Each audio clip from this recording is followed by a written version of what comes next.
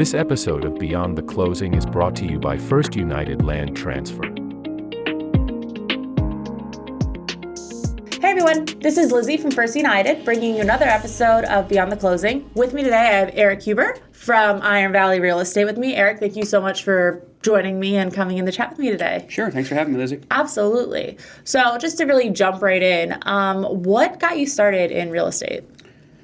Well, I've always had an entrepreneurial spirit. I come from a family of entrepreneurs. My dad is one of 7. He's one of 5 boys. So my dad and my 2 uncles back in the 80s started up their own construction company. Okay. And then my one uncle spun off, and he opened up what is now, it was probably late 80s, early 90s, a highly successful garage door company in the area. Okay. I have another uncle who runs my grandparents' nonprofit Christian television station, and then I had another uncle who passed away, unfortunately, years ago. Used to own a tree removal company and a couple different restaurants, and so it was kind of always in my DNA. Yeah. And so I spent 17 years though in the corporate world at a global lighting control company, and then decided to kind of get out of the corporate world and seek more freedom in a job that could really give me more of like some flexibility and freedom, and that's how I landed in real estate. So how long have you been in real estate now then? I got my license in June of 2018, so in like a few days it'll be 6 years. Okay, so like right before the COVID era. Yeah, about 2 years before. So you before got COVID. to really experience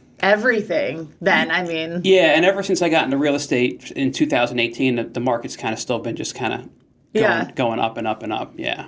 So was it a hard transition though, from going to like a corporate world to really you're holding yourself accountable now, like you are in charge? Yeah, so it was, looking back, not really. I was so used to just like being at the office by like 8 o'clock each day, and I kind of thought that was sort of how it worked even in real estate. So I'd almost like be like the first person in most days, right? I had a key to the office. Yeah. I wasn't with Iron Valley at the time. I started at Keller Williams, and I had a key to the office, and I would just get in there. And at Keller Williams, what they had is when you walked in, they had these, what they call like their top producers on the main wall when you come in. And so I made it a point early on. I told myself, okay, success leaves clues. I'm going to get with the top producers and find out how did they become top producers and what did they do to get to where they're at. And so I would seek these people out in the office and offer to buy them lunch, coffee, whatever, and just become like a sponge and listen to what they had to say. And so for me, it wasn't really that difficult. I was used to networking with people just in what I was doing in the corporate world. Yeah. And I just happened to be like the first guy in the morning, and people were like, Eric, you're here all the time, and it was like, I don't know, I guess I just kind of got used to that lifestyle. No, that's good. Like really taking the initiative and go out. So if there were a new agent then that were coming into the industry, would you give that advice then to really just absorb everything you can? 100%. I was told in the beginning, first work to learn, then work to earn. And like when I got into real estate, like you take the real estate classes, which really kind of teach you sort of real estate law and the verbiage and the terminology, but they don't teach you anything about sales, how to find clients, how to generate leads, how to show houses properly, how to conduct yourself at an open house, how to fill out a contract, like all that stuff I had to learn after I got my license. And so I took a lot of training courses at the brokerage I was at to start with, just learning that kind of stuff and just being basically like a sponge, just learning from everyone else that would give me information. And what I found is that highly successful people in this industry are more than happy to share with you sort of their success path, but you have to be willing to take the initiative and ask. They're not just going to come to you and say, hey, I just wanted to tell you how I got to where I'm at. It just doesn't happen like that. So I had to take the initiative to do that. So I would encourage any new agent to do the same thing. That's awesome. I was just thinking, like, I would agree. Like, everybody is so willing to give their input and everything like that, and to share how they like came up within the industry, which is like awesome. So that definitely is helpful for sure. So you said that you have your family, you're from the area then? Correct. I'm born and raised here in the Lehigh Valley my whole life. So I've been here 44 years. I know the inner workings. I live in Upper Macungie Township. Yeah. My wife and I bought our first house in 2003 in the borough of Northampton. We sold that house, bought a house in 2006 in Upper Macungie Township. We've been there ever since. My wife and I have been married. This July will be 20 years. We've got 2 kids. I got a 13-year-old daughter and an 11-year-old son. And I predominantly focus mostly on Lehigh, Northampton counties. I've done some work up in like Carbon, Schuylkill, up in the Poconos, and I've gone out to Berks, Bucks County. But the heart of my business is pretty much in the Lehigh, Northampton County area because it's really just where I've lived most of my life, and I kind of know the areas like the back of my hand. It's like what you know, yeah, the best thing for you to give everybody, like where to go and everything. Yeah, so. And I try to be very local. Like I try, like Poconos to me is somewhat of a different market. Even up in like Carbon County, Schuylkill counties, it's a little bit different. And when you get out in like Bucks County, they even use a different MLS sometimes. Oh, okay. So I try to just be sort of an expert in like the local area.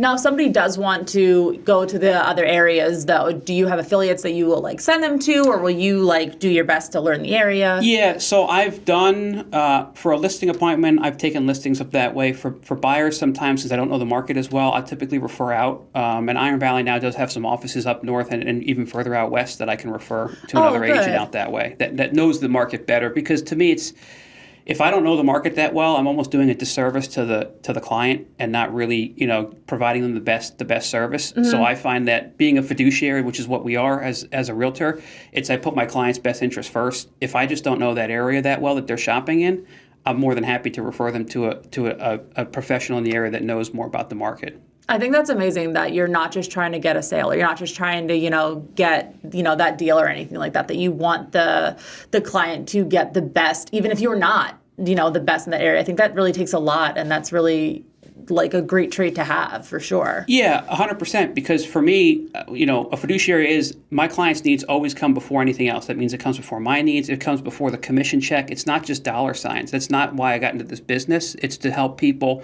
either sell a home or purchase a home, which honestly is a very emotional process when you're selling a home, buying a home. And when you're buying a home, it's likely going to be the largest investment you ever make in your life.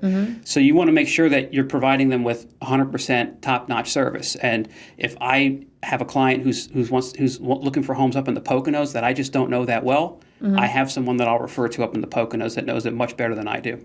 That's awesome. It's so crazy, too, because the Poconos, it's really not that far from us, but the Lehigh Valley is so big. Like, there's so much here, like, where we are. So it's crazy to think that the Poconos is such a different realm, but it really is. Right. And because I focus all of my efforts really between Lehigh and Northampton counties, I have enough business here to keep me busy that I don't necessarily even search for those areas. So a lot of times they'll come to me because it's like a friend of a friend or a friend of a family member or a past client referred me, and I'm happy to have a conversation with them. But if I can see pretty quickly that it's going to be in a market that I'm not that knowledgeable with, I'll let them know kind of right up front that I'm probably not the best person for this, but here's somebody who is. That's so phenomenal to know and everything like that. That's, like I said, that's a great spirit to have for sure. So now, I only know the title aspect of the real estate and everything like that, and I know how busy it can be. And you mentioned that you have a wife and kids. How do you balance personal life and professional life? It can be tricky at times.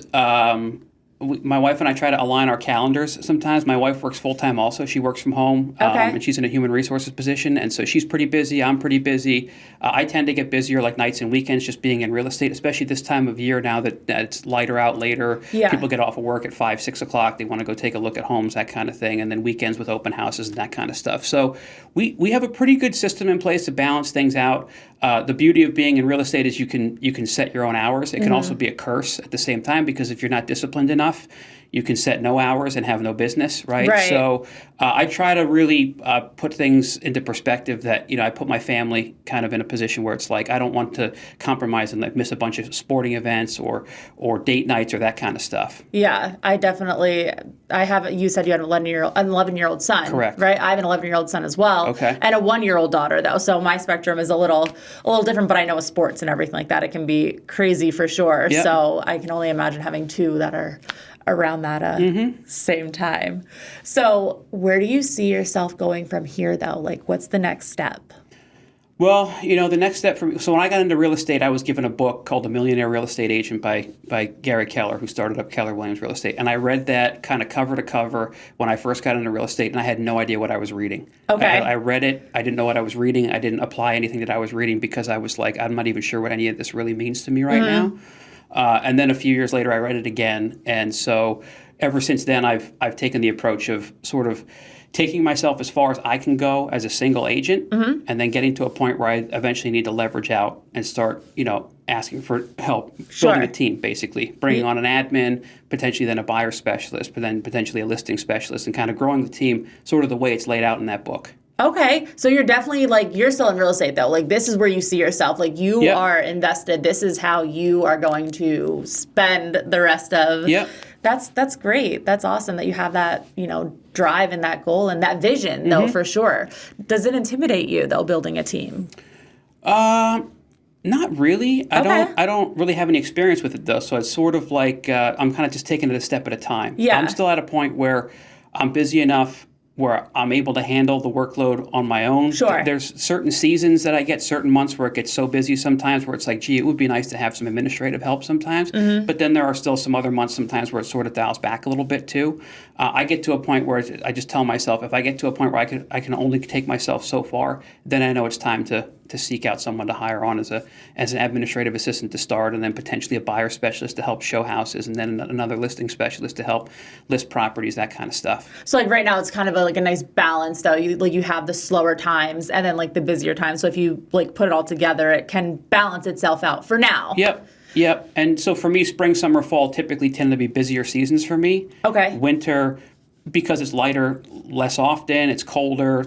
Sometimes things tend to just slow down in the winter, and I intentionally kind of slow down and sort of reset towards the end of the year to kind of put together planning for the following year. What do I want my business plan to look like for the next year? How am I going to change any marketing strategies? Looking back at what worked well the previous year, what could I, adapt to move forward into the following year, that kind of thing. Do you do that often now? Do you compare last year to this year? Is that something that you do as far as trying to grow your business? All the time. Really? Yeah. I look at it on an annual basis, a monthly basis, even a weekly basis, right? I always want to know my numbers. Yeah. I always want to know what my numbers are. I have goals that I'm looking to hit. And then in order to achieve those goals, I need to have so many leads. After I have so many leads, those leads convert to listings, whether it's a seller listing or a buyer appointment, right? And then those turn into closed transactions.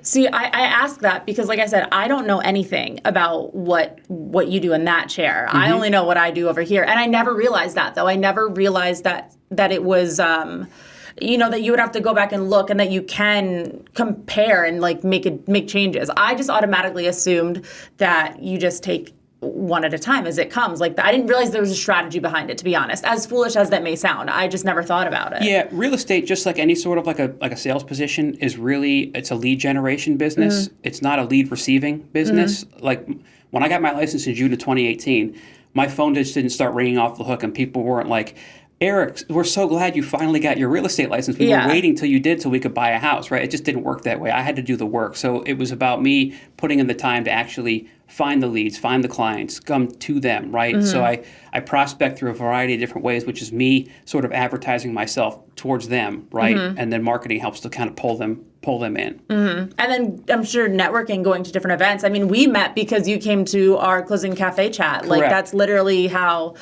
we met. So do you do a lot of events then to really gain knowledge to make yourself? I'm always kind of a sponge, like I said, even from the beginning. I'm always looking to learn new things, right? Because the market is always changing. What worked for me in 2018 doesn't necessarily work for me in 2024. I start off with proven models that have worked for decades in real estate, and then I adapt creatively to sort of what the current trends are and things like that. Okay. So let me ask you this now. Is there something that you know now that you wish you would have known when you started? Really getting deep there. Well, to find clients, there's probably 1,000 different ways that you can do it. And what I did early on is I tried a whole lot of different things, and I was kind of like a mile wide but only an inch deep, sort of a jack of all trades, master of none.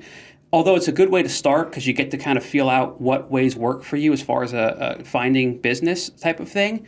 And so I would do a lot of different open houses. I would do a lot of phone calls to different people. I would do different mailings. I would do, all sorts of different things. And what I found is there were certain things that I thought I would never be any good at all, that surprisingly I was. And then there were times where it was that's just not for me. That just doesn't work for me. I tried door knocking for a while in different neighborhoods.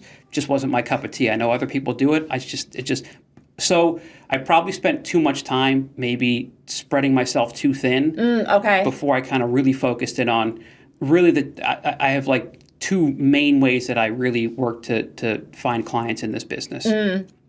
So you've obviously you've done something right, though. I mean, to make it this far and to keep going and to expand, which is amazing for sure. I think you're obviously, like I said, doing something, doing something right to keep the game going. Yep. So, okay. So now let me ask you this one last thing before we get going. If our viewers or listeners think that you would be the best help for them, what's the best way for them to get in contact with you? So surprisingly, I really don't do any social media. I'm kind of a... I noticed that. I did not find you. I'm like an old soul. I don't know maybe I was just born in the wrong era kind of thing. I'm just not a big social media type of person. I'm an in-person kind of person. I do email. It's usually one of the better ways to get a hold of me. So my email address is just my name, Eric, ERICW, Huber, HUBER, @gmail.com. It's probably the easiest way to get a hold of me. I'm pretty responsive when it comes to that. Okay. Before, I'm going to add one more tidbit, though. The fact that you are not big on social media and that you are still successful in this just really does say a lot about your character and who you are, because as you know, we're in a huge social media world right now. Right. And I'm not going to lie, I did go to try to find you because that's what we do. Yeah. And I didn't. I was like, okay. And I wanted to bring that up, but I forgot. So that's good to know, though. And like I said, I think that's just great on your end to have that drive and be able to utilize other sources, instead of just social media. So good for you. Well, thank you so much for joining me today. I really appreciate it, and I can't wait to see what the future has for you. Thanks, Lizzie. Appreciate you having me. Absolutely. No problem. Thanks, everyone. That was another episode of Beyond the Closing. See you soon.